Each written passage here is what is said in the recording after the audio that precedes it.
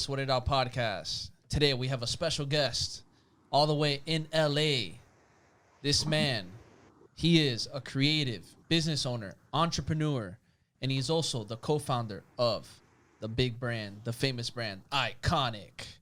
Please help me welcome the one and only Mark Brazil, the Brazilian sensation. Ooh. Woo. I like that branded name. I like that. Thanks for having me, guys. I appreciate it. Yeah, thanks for coming on. That's finally we're doing it. Same here, brother. I know we've been back and forth and we made it happen. Yes, sir. So how you been, man? Life is good. It's funny you say we're here in LA. This is the last week we're in LA. We're actually moving to Arizona next week. How's that process going? It's terrible. Luckily for us, it's kind of fully turnkey where we're going into a fully furnished house, but obviously it's a big move for myself, my business partner, the team. We're really excited, man. We've been here for 4 or 5 years now and just time for a new chapter. So excited. Nice, man. Any particular reason you decided to make the move from California out to Arizona? There's a long list, but I'd say above all, just really about focus. It's super crazy out here right now, as you guys can probably imagine. We live in downtown LA. The taxes are a bit higher, obviously, here than elsewhere, and just it's super congested. So we're just gonna go to a much more peaceful place where we can focus. And yeah, man, we're excited. Just something new. I've been hearing a lot of big entrepreneurs and business owners are actually moving and buying property out in Arizona.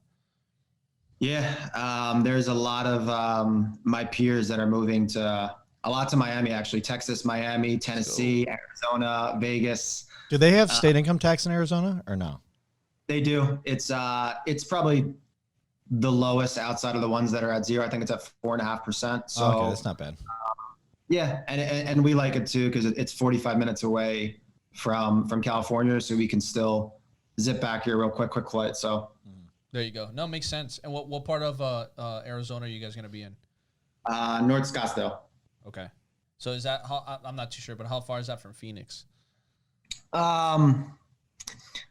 Ironically enough, you guys might think I'm psycho here, but I haven't even seen the house yet. Jeff actually went and picked the house. I've just seen the videos. I think we're like 30 minutes away from Phoenix. I don't care about that type of stuff. Yeah. The house looks nice. So I'm happy with it. You can sleep in it. That's really all that matters. Yeah. I'm a low maintenance guy with that type of stuff. We're paying less money. That's what counts. Yeah. So how are things for you in the business at the beginning of, the COVID pandemic and kind of how we always end up talking about this, so we might as well get it out of the way. How was it for you at the beginning of the pandemic when everything hit? I feel like everyone's kind of going through like a little chaotic period. And then what were some of the things that you guys were able to implement, to kind of ease the transition into where we are now, like 9.5, 10 months in? Yeah, I mean, we're blessed that obviously we're an online business and we might sell art, but it's more about just the motivation and the inspiration and the DNA behind the brand. And I think now more than ever, people need that. So, I mean, I don't know if lucky is the right word, but super blessed that, we're in that category and we're all online. So it's been good for us this year. Obviously things are different that we're all remote as opposed to in the office. So it's been a really good learning experience for us, from a communications perspective and, people, being responsible on their own time, on their own terms to get stuff done. And we've grown this year tremendously, and we've seen that people are capable of working in their own space. One of the reasons why we're okay with moving to Arizona, and just, once every 4 weeks, the team will come down and we'll really take a week and just go in hard and catch up on everything, go back home and get it in on your own as we've done all year. So it's been really good for us. I think for me, this year personally, for me, and the company has been the best year of my life, awesome. Personally and business-wise. So I'm happy with what's going on this year. I'm going to tell you off the bat, man, I saw a huge, especially big shift with the entrepreneurs when they were going home and now operating their home base as a business. Dude, I saw so many people just putting up hundreds. Iconic canvases all over their home offices on social media. It's funny, man. You have I would say 20% of my meetings. And I would say half of those 20% are cold meetings versus warm meetings of just like, we go on a Zoom call and our art is in the back. And it's served as a really good form of marketing for us, where it's just kind of subtly in the back. So like I said, man, I think a lot of people are shifting towards home offices, and you're in your home office for, I don't know, 8 hours a day. That's hundreds and thousands of hours a year. So you might as well be comfortable in where you work. So Right. again, like I said, everything's really lined up for us in that sense. How does it feel when you do go into those cold meetings and your shit is right on the wall hanging behind, and obviously inspiring the people, or they would have never hung it up there. How does that feel? Fucking amazing, bro. It's amazing. I mean, I've been an entrepreneur for a long time, and with any and all the companies along my journey, it's just like, if you have a t-shirt company, and the first person that you see in a movie theater wearing your t-shirt, you like go up to that person and you're just like, did you buy this? Where did you buy this? Yeah. I fucking love you. So I think, for myself and my business partner, and even our team, everyone, takes pride of ownership. When we see it anywhere and everywhere, we're super humbled by it. And obviously it jacks me the fuck up. I get hyped pretty easy off shit. That shit really fucking hypes me up. So I love it. I love that, man. So I really want to dive in a little bit on what was it that brought Ikonick out? What was it that made you guys come together and say, you know what, this is a brand that, not only is art, but like you said, it motivates and inspires people to go do shit? Yeah, I mean, ironically enough, hindsight's always 2020. At the formation of the company, I mean, it wasn't even really a company. We just kind of stumbled upon it, which I'll get into in a minute. But it always was about just myself and my business partner, Jeff Cole, just natural extensions of stuff that we believed in, we thought, we saw, we consumed. And then it's just kind of, that just bled onto the canvases. And it was really just our own personal taste in the art to start. And obviously, as the company has grown with, more divisions like Ikonick Kids, Ikonick Women that's launching, we've lent other people's point of views with the same core DNA as us into actually creating these new pieces. So it's really, really crazy to think that, it was basically all by accident, the company. I was touring the US with a hat company in 2013, 2014-ish. I came across a tattoo artist, and he wanted to become a fine artist. He drew a piece of Rob Kardashian. I gave it to Rob. Rob posted on Instagram. He kind of blew up. And I realized through all of the emails, I was his manager, I became an art dealer, that nobody could afford the art. So I dropped a limited time print and made $20,000 in 2 days. Wow. And I was like, wow, there's a huge hole in this affordable art market. And at that time, you fast forward a bit to 2016-ish, I was living in Carlsbad, San Diego with my business partner and roommate, Jeff Cole. And both broke, both pissed off, both miserable.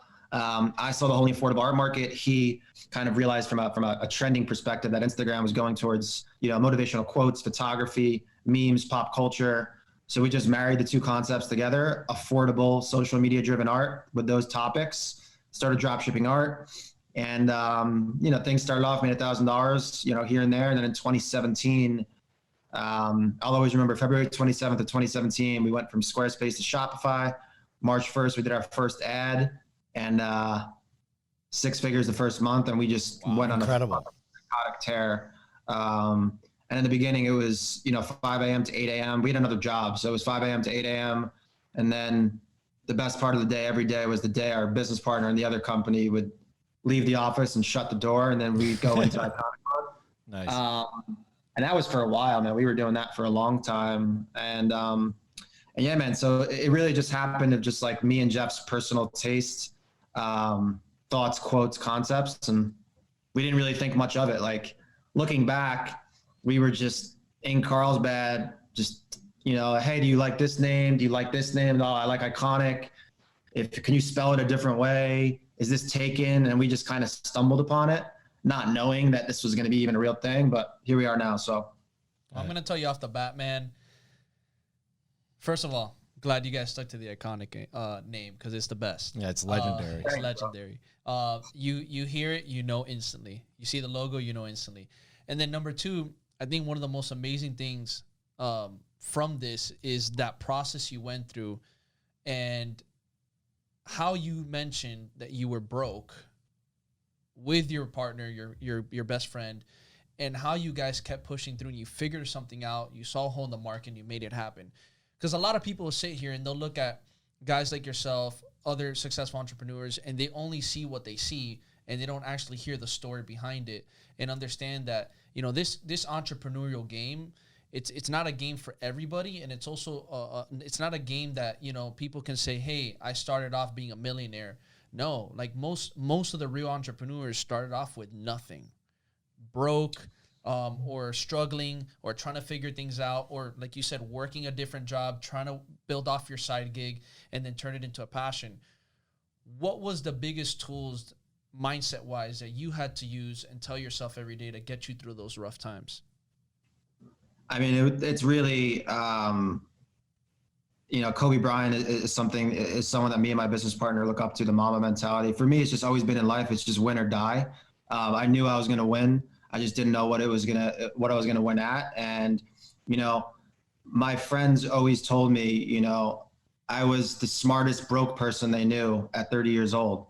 I was always investing in my own knowledge, intuition, skill set, network, always being a person of value, giving value first.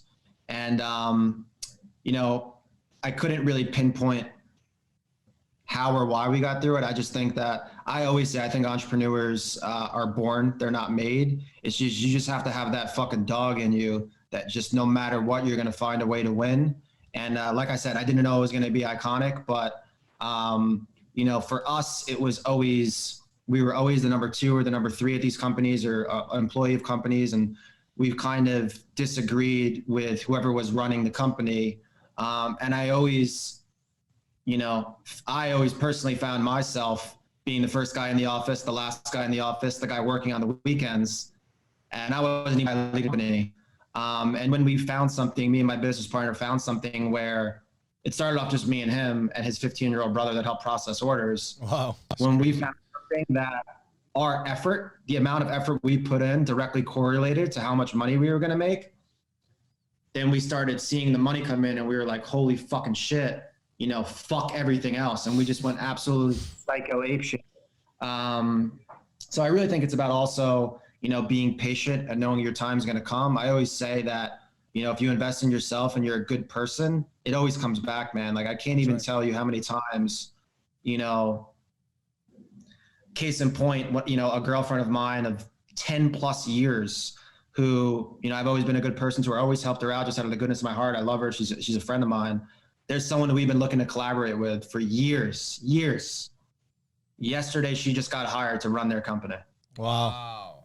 That collaboration is going to happen now. I mean, it's family right now running the company. So it's just like, it's so crazy how things just always work itself out. If you just invest in yourself, you're a good person, you work hard. So I don't even know if I answered your question, but it's just like, you just gotta a win or die mentality. That's too aggressive for a piece, win or die, but I like that win or die type mentality. Those are the people that I resonate with, that you're always going to find a way, you know? I think Josh can say that I'm pretty inclined into that direction as well. Most of the time, I'd say. Yeah, sometimes I got to reel them back and be like, all right, bro, you got to maybe you do need like a fucking 5-minute break. Just go sit in the corner over there, freak show. Like, but you know, you're 100% on, right? Like, you can be entrepreneurial. You can be an entrepreneur. You can start a business, but you have to understand, like, you're going to fucking fail a ton, right? And you have to accept that from the beginning and move forward every time you do, assessing the situation and learning from it, right? And I feel like too many people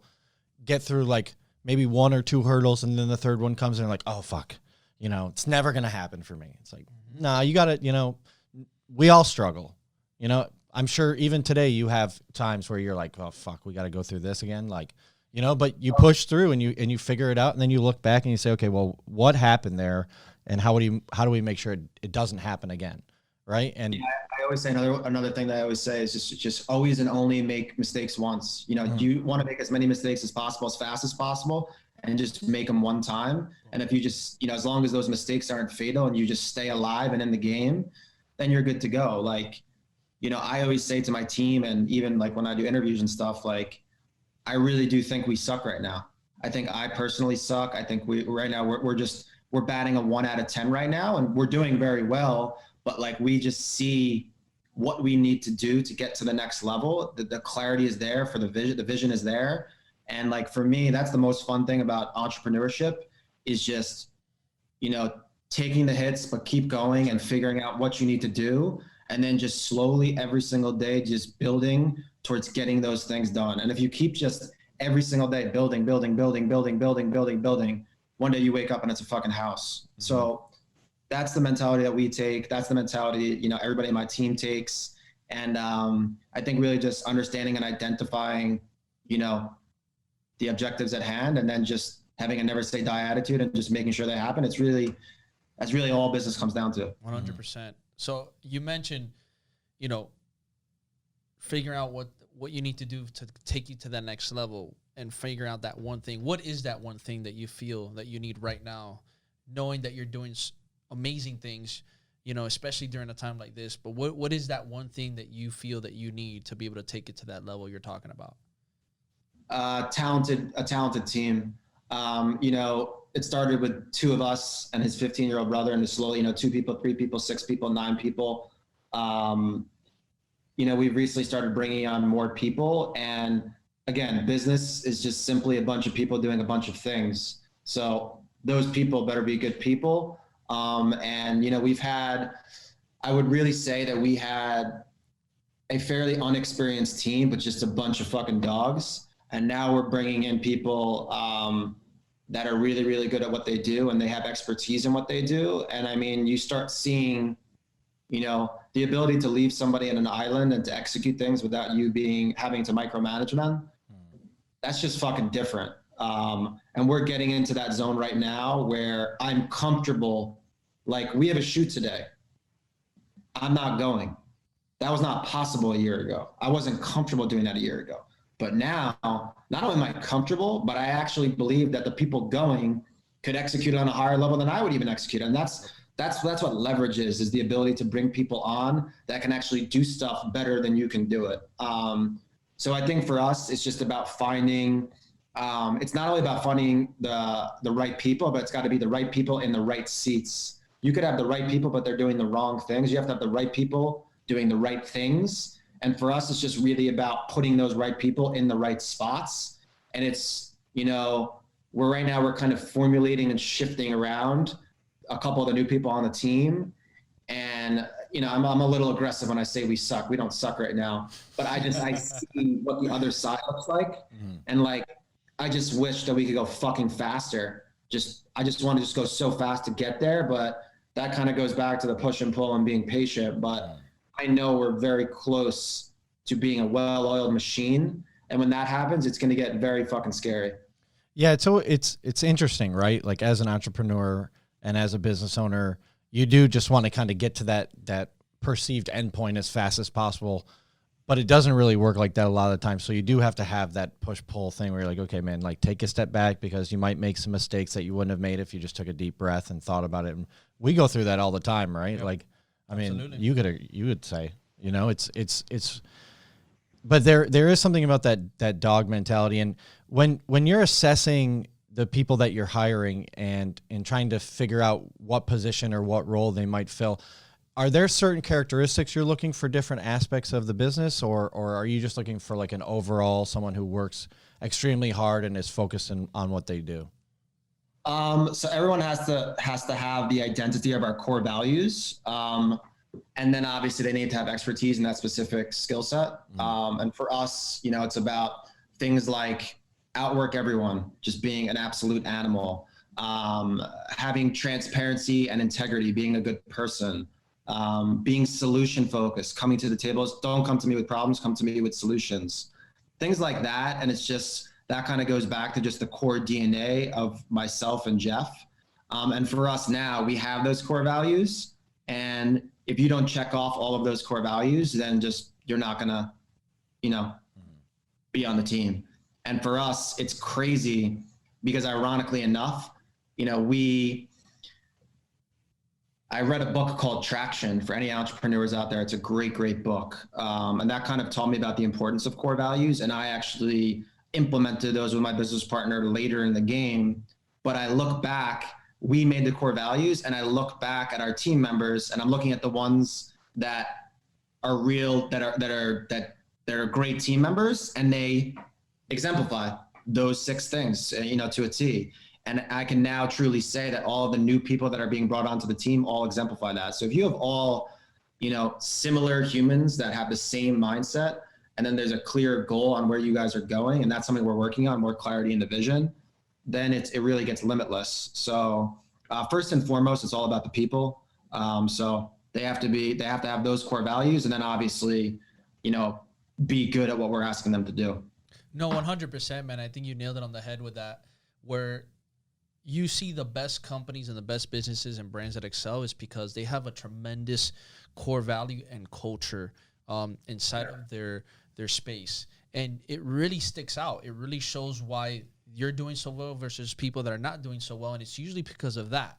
And then there's another thing you mentioned before was hiring people and getting people that are better at what you do in certain specific areas. And I think that's so important because as you build a team, as we're building our team and as I build my team for my own stuff, I come to realize I need those people that are better at me than for some of the things I'm doing right now. I need them to be way better because in order for this to grow, I need the best of the best. I need those that want to work hard, but also can specialize and give the best at the best capacity at what they're great at. So that way this can keep moving the needle forward.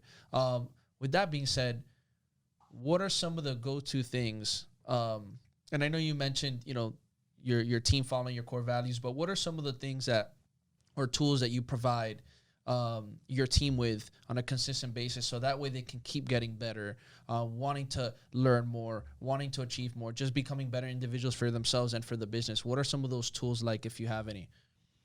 Yeah, ironically enough, one of the core values is pursuing your highest potential. It's, about being curious. So, for that, I would say first and foremost, and again, some people on our team take more advantage of it than others, but if anybody, has resources as far as books or technology or courses or want to meet somebody, they know it's an open door.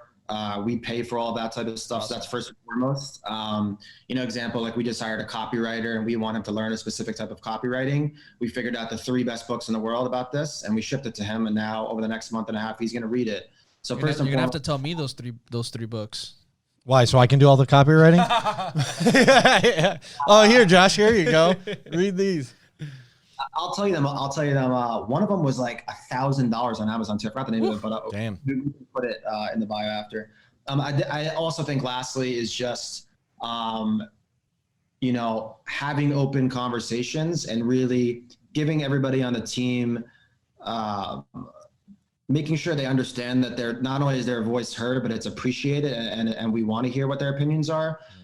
We do a lot of groupthink, from an ads perspective. We have, we just recently actually created kind of this mini council where it's not an isolated silo of the one person doing it. There's multiple people in there. So really being collaborative. We've found most success when we're talking more and we're collaborative. Ironically enough, one of the reasons why we're moving to Arizona is we've been going to Arizona a lot. Jeff's family lives there. And we had a week little powwow with the team. And some of our best ideas were just us chilling in the pool talking. So I think that the open communication. And then lastly, you can argue whether, you making the mistakes is more valuable than someone else telling you what the mistakes are already. I think both are very valuable, but getting in people that have done things that we're trying to do and then just giving the team, open access to them. Last night, a good friend of mine, Blake Pinsker, former CMO of Movement, he came over. 2 of my guys were here. They were here with us for probably 30, 45 minutes. And we're literally asking very direct, granular questions. How did you work with this influencer? Was it a good deal? What did the deal look like? How is this technology? What are you doing at the top of the funnel? What are you doing at the bottom of the funnel? So I think, that's awesome. From a resources perspective, my guys know that, whoever's in my network is in their network. And we're just all on this, basically life journey to continuously find the highest potential of not only ourselves, but the company. So, I mean, they know it's just an open book with me. If they can make fucking ridiculous requests for me, and like, if it makes sense for me, if I think that they're going to get smarter and help, and it's going to help everything, then I'm going to do it. So I think having that mentality is key as like a leader of the company. How do you, as you know, one of the business owners, foster those healthy, open forms of communication? You know, because in certain office spaces, right? I mean, we've worked in some places before, you know, where that doesn't happen all the time, you know, and then there's a lot of resentment and disagreements. And so how do you make sure that everyone can have their voice heard and be respected and, you know, feel like they have the opportunity to be able to, you know, share their opinions? I mean, that's just all contingent upon the personality of the leaders of the company. You know, me and Jeff, you know, have different personalities. He's a little bit more reserved and shy. I'm more like, if something happens, I'll be like, yo, why the fuck didn't you tell me about, like, you know what I'm saying? Like, you know, you can come to me with anything. Like, there's many things that have happened with people in our company, like personal problems, and they know that they can come to us. So I just think that's all just about, you know, the vibe and the energy of the founders of the company, and then just consistently and always communicating that, like, yo, if you need to take a day off, take a day off. You need to take a week off, take a week off. Like, if you're having a problem with something, I'd rather you not feel like you need to know everything. Come to me, tell me you don't know this. Let me go find the resource so you can understand this. And I think everybody gets that, you know, at this point. And like, you know, example, like one of our guys, we're bringing in a guy that is world-class in certain elements of things that he needs to know. We're bringing him in. He's not scared of him. He's open-minded. We're meeting him tomorrow for 4 hours. He's going to ask him any and every question. He's going to learn from him, and he's going to get his MBA from this guy. Right. And then he's going to get smarter. The company's going to get better. So it's really just everyone about just understanding and knowing that, like, you know, it's always, the door is always open. We're realists. No one, like, you know, people make mistakes. So I just think we're just like very, very fair. I think we have a very fair, fun, democratic organization. Not like politics, democratic, like democratic. Yeah. Whatever you say is, you know, is understood and appreciated and heard. So, yeah, man, I think it's just, you just gotta be the one to communicate. I overly communicate. I tell people too much, to be honest with you. Yeah. I feel like we're like that a lot too. Yeah, definitely. So, but it really does make a huge difference in their lives, right? Because one, you're connecting with them on a just an overall human level, and then they do open up to you and feel like they're more there's more availability to come to you when there are problems, right? Because that as a boss, you don't want your employees or the people that are working with you, right, worried about other things. So if you can help them with those, you know, and put their mind at ease, then all the better, right? So kudos to you for being able to, you know, sustain that long term, and obviously it's working well for you. I just don't understand how any leader of any company would not have that mentality. Like, it just blows my mind. Yeah. Like, Well, they're usually the unsuccessful ones in the long run. So yeah. Or you see a lot of old school mentality too, where they carry on that old school mindset, and, you know, that's how it was always, and they carry it on, and they don't want to shift and adapt. And, you know, you see that, you know, their closing of not allowing new things and ideas to come in later on hurts them, you know, because they think, oh, I got so successful doing it this way for so many years, well, it's going to keep on working. And as we all know, that's not the truth. You know, as we're learning more, we're understanding more how people work, how they function, how businesses function, especially during times like this with COVID. A lot of people's characters were tested. A lot of things were exposed. I think, you know, as you know, humans, businesses, relationships, friendships, there's a lot of new stuff and a lot of new ways to understand how to go about certain things. And I think it's just understanding that it's important to adapt. It's of course, it's important to still have certain foundational pieces that you always maintain as your core, and each company or brand might have their different ones, and each individual too, and you respect that, but also understanding that you need to adapt with some of the changes that are going on, that are healthy, that are going to bring new examples and new skill sets in place for you to be able to grow as a company and as a team. And if you don't do that, you're going to lose. I agree. I always believe that the values and the vision need to stay consistent, but the strategy and the tactics, you need to be malleable and pivot. So I completely agree. I mean, again, with COVID right now, you're seeing a lot of people that were living by the if it isn't broke, don't break it mentality, and probably didn't work out for them. That's exactly right. Yeah, I'm always trying to patch up those holes. You know. So Mark, on the art side of things with the canvases, understanding, and we all know that art and many other industries can be very saturated, and there could be art everywhere. What are some of the things that you guys do to constantly get inspired and inspiration to create new pieces? Because I know that can be challenging, trying to come up with new concepts, new ideas, spin-offs. How do you guys go about that? And what are some of the tips that you probably can give our listeners that might be artists out there who, need some inspiration or need to figure out ways that they can be inspired to just keep pushing forward with their passion and creating new art? Luckily for me, we have, there's a lot of clarity as far as roles, specifically with me and my business partner. It's at a point now where just any type of creative stuff just gets deferred to him. I mean, if there's an artist, they come to me, it just gets forwarded to him. So that's literally more on him, but I mean, I can answer for him. And the same goes for me and how I get better in business and how he gets better in creative. It's just about consumption. He's constantly, watching TV shows and watching movies. He can get inspired by the cinematography or the words or the quotes. He's not a big reader, but he's on YouTube a lot listening to things. He's on Tumblr. He'll go to New York by himself and he'll just go to a museum and stay in a hotel. He does his own thing, but it's just about just consistently just consuming things. And then he has his own framework. He's got his notepad and stuff where he comes up with ideas. It goes onto the notepads and he's got his folders saved.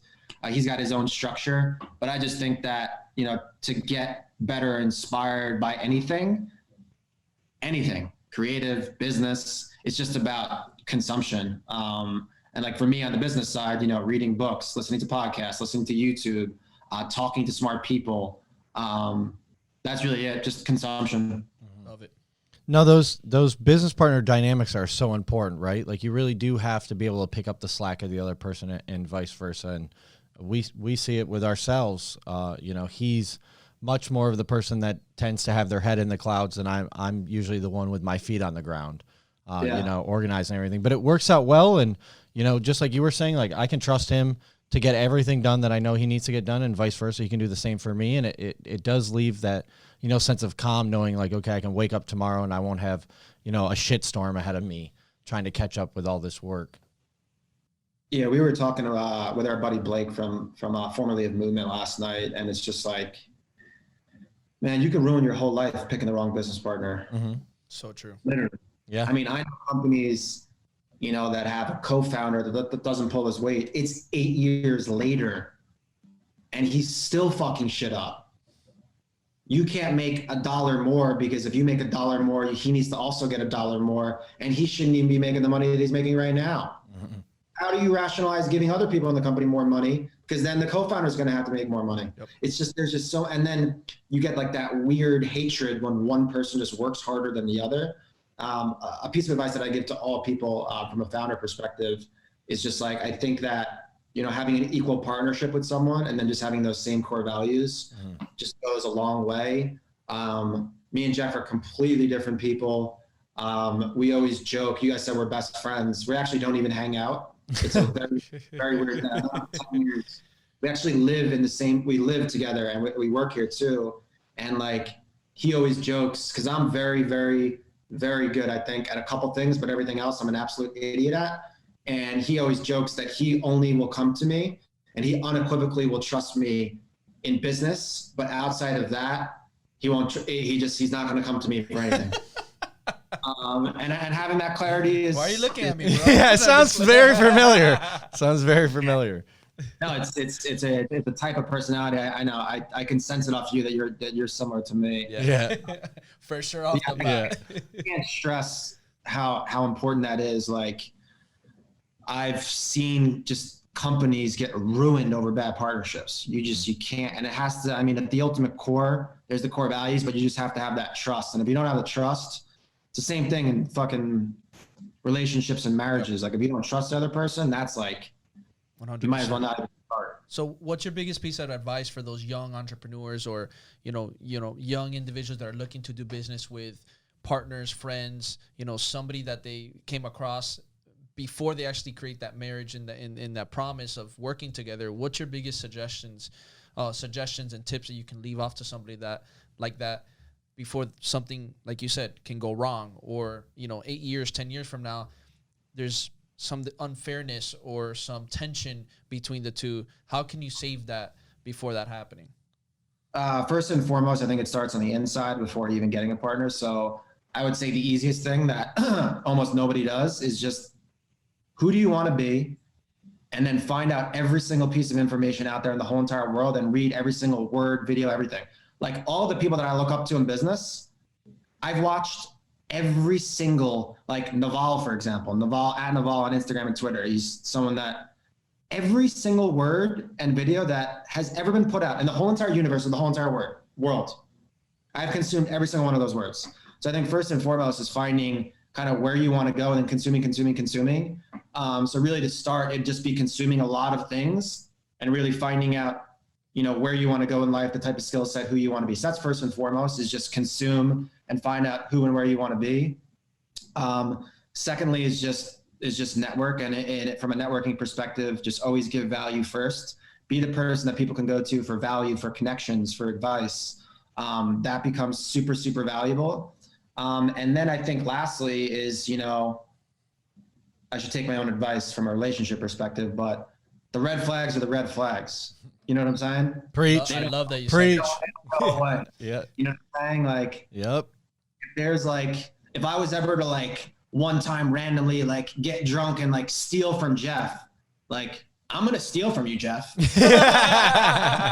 There's certain things in life where it's just like, these are not anomalies. These are character flaws. Yeah. And again, among other things, we're very different humans, but like he could tell you that I've never done some slimy shit to him. He's never done some slimy shit to me. Anybody in my organization can tell you I've never done slimy shit to them. And I never do slimy shit to anyone unless they do slimy shit to me, and then I'm gonna attack you. But that's different. But so you guys heard it. Don't do slimy shit to Mark. I'm gonna lick your face. So yeah, and then I would think, I laugh, like me and Jeff aren't friends. It's like a really funny, weird thing. He's my brother. He's not my friend.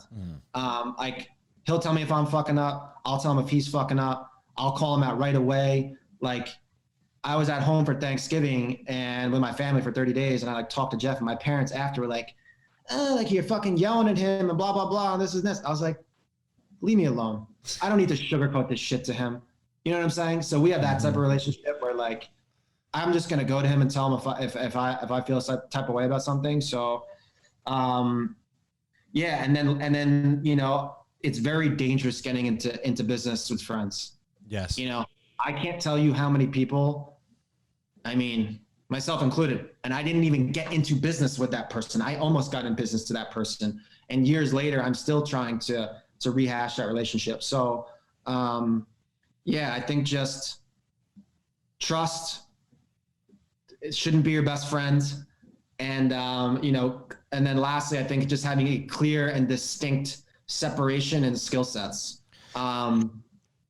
Me and Jeff, when we first started, he's since have gotten better at business. When we first started, like we had zero overlay in skill sets, zero. I was really good at this. He was really good at that. And it was great because then we would be able to handle, group attack, but we would be able to separately get shit done. So if you're running a business and it's too creative, it's probably not good. If you're running a business, it's 2 number guys, probably not good. It's really just about finding that balance in the beginning so you can get as far as long as possible while keeping the burn rate as low as possible. So that's my advice. What would be some, because we've heard this from a ton of different entrepreneurs, and we obviously experience it with ourselves. With everything going on today in today's world where, people tend to be getting more polarized and only hanging out with these like homogenous groups of like-minded thinkers, why do you think that it is so important for you to or why do you think that so many people who have these different dynamics, like you and your partner, like myself and Mendez, that do work when you are so different, so, you know, on polar opposites? I mean, that only works if you're open-minded. You know? Yeah. You really just have to be open-minded, and like that kind of goes back to the core values where, like, you know, if I'm in an Uber or in a taxi, I'm like asking the Uber driver, like, how's his, I'm the guy that's like talking to the Uber driver, how's his day? Why are you listening? You know, why'd you do this? Why'd you do that? I just always have approached life and was raised that everybody knows something that you don't know, and something can be taught and learned from everybody. Even in the bad situations, you always find the silver lining. So that kind of goes back to just the core DNA of just people being open-minded. Like I just, Mendez, you touched on it. You said it, like the worst is the people that are like, you know, why are you doing it? And then they're like, oh, well, that's the way that we do things around here. Mm-hmm. That's a fucking loser answer. Yep. You know what I'm saying? It's, you know, we're more like, oh, let's look at it. Why are we doing this? We should do this instead of this. And then kind of going back and analyzing things and seeing, you know, looking underneath the hood and changing things. So, yeah, I always like, you know, I think that I hang out with people that have similar core values and identity, but like, you know, one of my best friends is my 42-year-old lawyer with kids. I'm not a 42-year-old lawyer with kids. So it's really just about, you know, having that mindset, I think. Mm-hmm. We're, I think you're spot on with that. And we're running a little short on time. So I want to make sure that we're able to give you an opportunity to let everyone know. Well, first of all, I want to say thank you for coming on and taking time out of your day. I really appreciate it, man. Absolutely love what you guys have going on in Ikonick. I know I got to pick up a couple more pieces myself for the home office. Got to redo that. I can't wait to add my 2 new ones that I got. I'm going to steal them. Thinking about stealing, I'm just going to go steal his Ikonick stuff from his house and bring it over to mine. Too bad you live so far away.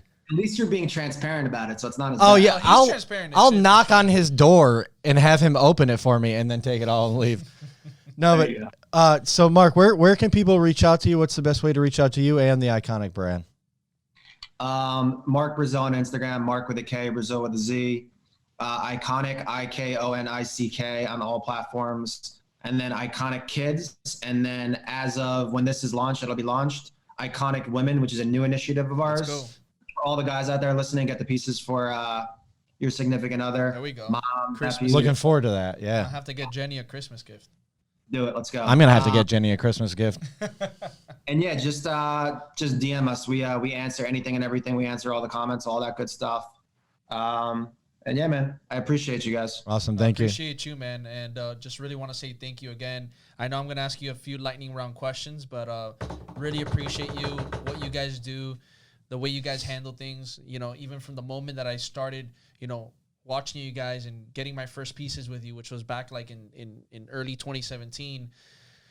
You know, the way you guys responded to me and the way you guys made me felt like, hey, you're heard. We appreciate you as our customer. You know, it's gone a long way, and look where we are today. And I really appreciate that because, you know, guys, for all of you listening, they literally will reply. They will pay attention to you. They do care about their customers, and that was one of the biggest reasons why I continue to support you guys, because of that culture that you've brought into your own company.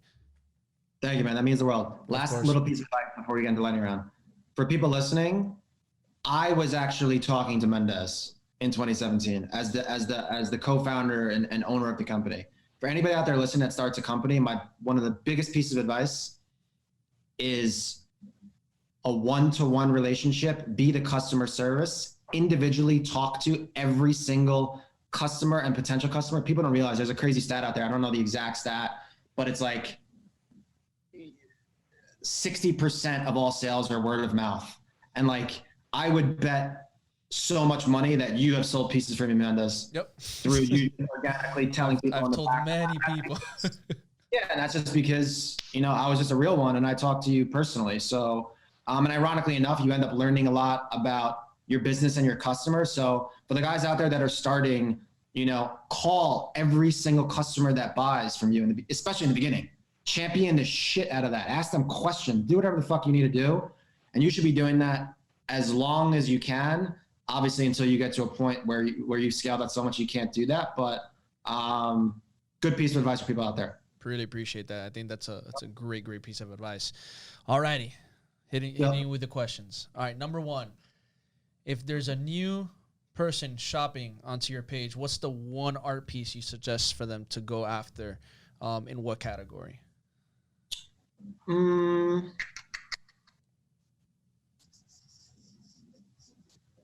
It just has a lot of nostalgic value to me. It's Keep Going. It's a Muhammad Ali piece of just him with his face turns against the canvas. I'm looking at it right now. I just love that one because that was like one of the earlier pieces where it really like served as a prompt and resonated with me, where like I had it in our last place right above my desk. And in the beginning, it was really crazy when it was 2 or 3 of us.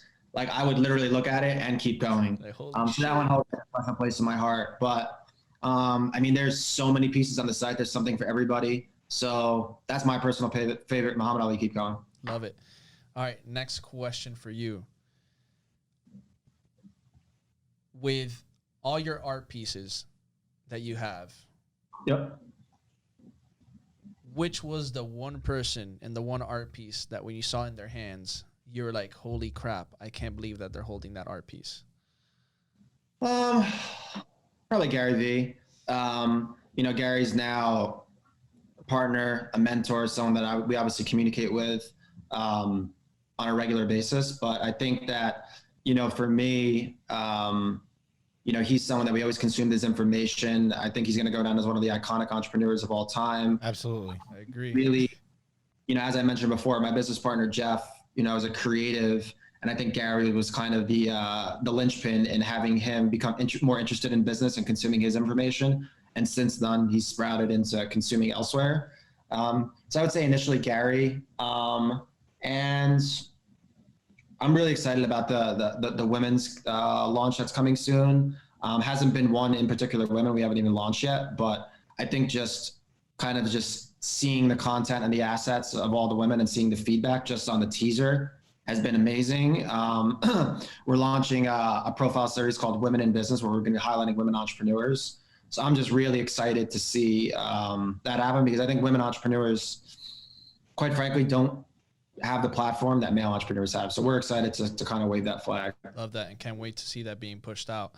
Last and final question, and I know that you dropped a huge advice right before the lightning round, but I always love to end it with, what's another big piece of advice you can leave off to all our listeners today in one sentence? Self-awareness. That's the whole game. Love it. Yeah. On this morning's caption, I spelled goes wrong. GOS.